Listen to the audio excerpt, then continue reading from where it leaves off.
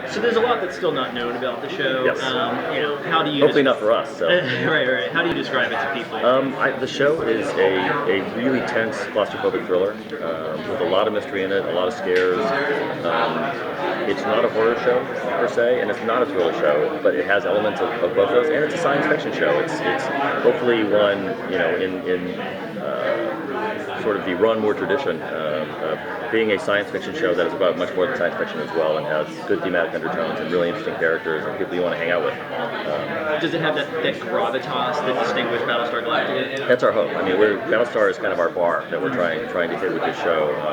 As far as the feel and tonally, it'll be different, but there is a sense of gravitas there that we're trying to capture as well. Absolutely.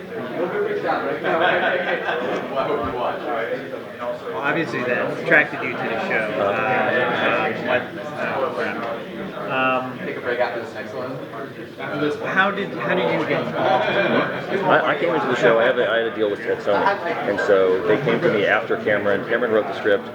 Got Ron on board, and then after that, they came to me because they needed someone to be there for the day-to-day of the show, and Ron is sort of our godfather. He's kind of supervising the whole project, but they needed someone who was on the ground every day as far as the story breaking and the writing and all that stuff. So that's my job.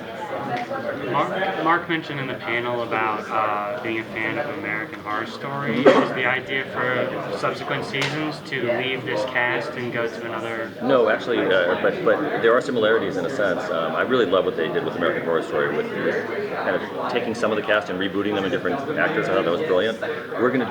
We would like to do something similar. We would like to take all the cast will not survive, but the ones that do, we'd like to take them into a second season, but in a different location. And so we really want to open the show up that way. And so the first season is about 13 days of what happens on this Arctic base, and everything goes horribly wrong.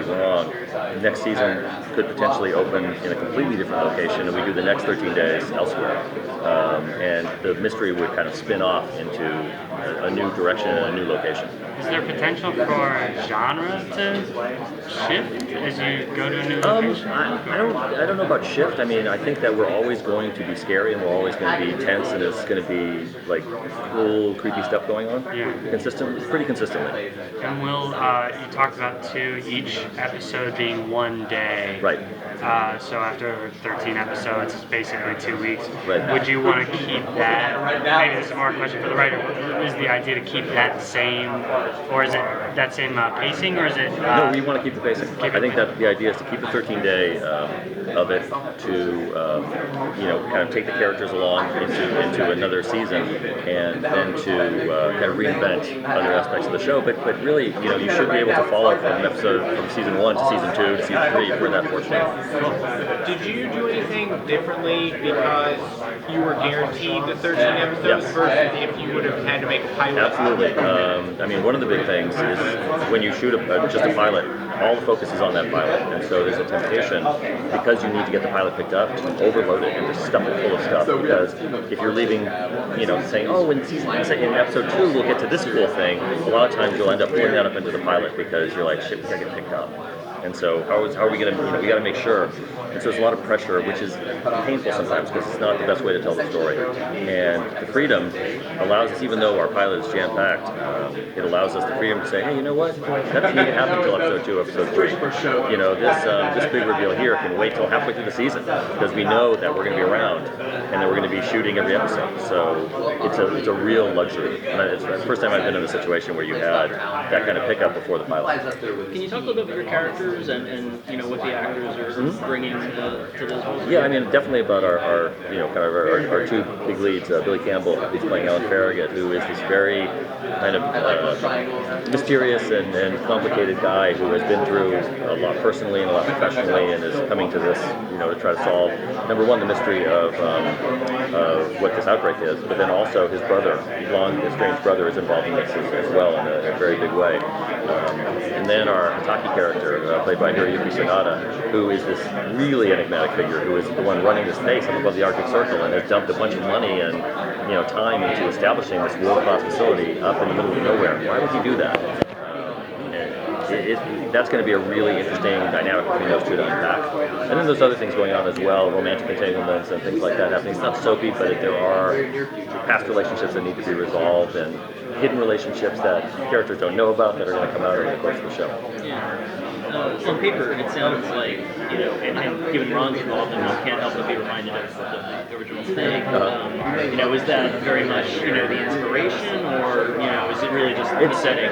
It's the setting more than anything else, and we like to, we've talked about storylines where we kind of like poke at the thing a little bit and just say, hey, if you think it might be the thing, check this out. It's not though. I mean, truly, it is. We would like to. I mean, one of the things I worked on Lost for a season, and one of the things that was fun about that show was keeping balls up in the air and hopefully resolving them in some way. But the play along component of this is a lot of fun, I think, for the audience to go, wait, what did that clue mean? Did you see that? Wait, are they aliens? Is it all a hallucination? What's happening here? And we really want to play to loft those balls up and keep them up and let you kind of pick and choose what you like, and then hopefully resolve it in a way that's both surprising and satisfying by the end. And is it that, are you guys keeping your cast kind of finite? Will we see many characters introduced throughout the season, or we will? Yeah. I mean, there's 100 and some odd scientists in the space, and so we will be meeting them. I mean, our folks that have come in from the outside, our main cast is I think 7 or 8. But we'll be meeting people who will play, arcs throughout. They'll disappear for episodes, they'll pop up in other ones, and so yes, we will be meeting this contingent of scientists and staff that work up at this base, and other people as well. We want to bring in.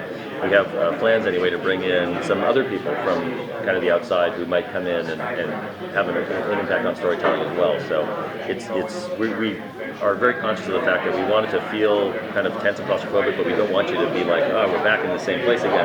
So we do want to try to open up the story as much as we can within the base by opening up other levels of the base that we don't know that they exist, and also with some of the indigenous people that may live in the area or someone else that may come choppering in for some reason. So we want to be able to introduce characters as the season goes, for sure. Do you have any idea of the look of the series? Like, I know. Absolutely, yeah. Yep, go ahead. No,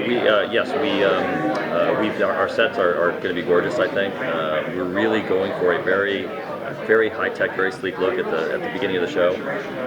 And then as the layers start to get peeled off, things may go in a more kind of disastrous direction. But we want you to think when you get up there, oh my God, who would build this facility? Obviously, they poured so much money into this, and up here in the middle of nowhere, where you walk outside and you're dead inside of an hour because it's 80 degrees below zero. Who would do this? Why would they do this? And that's part of the mystery of the show. Thanks, guys. I was just gonna say, like Lost, will we be seeing these characters' backgrounds at all in flashbacks or anything? We don't plan right now to do flashbacks, but we are going to play quite liberally with hallucinations as part of this, and as part of the effects of the virus. And so as a result, you'll be learning about backstories through that, which I think is kind of a cool thing. I haven't really seen that before. So within those hallucinations, the setting will change? Correct, yeah. So that your way and people will come in who are really there or are not really there, or we may not know if they're really there or not, and so we're going to have a lot of fun with that. Cool, thank you. Thank you very much.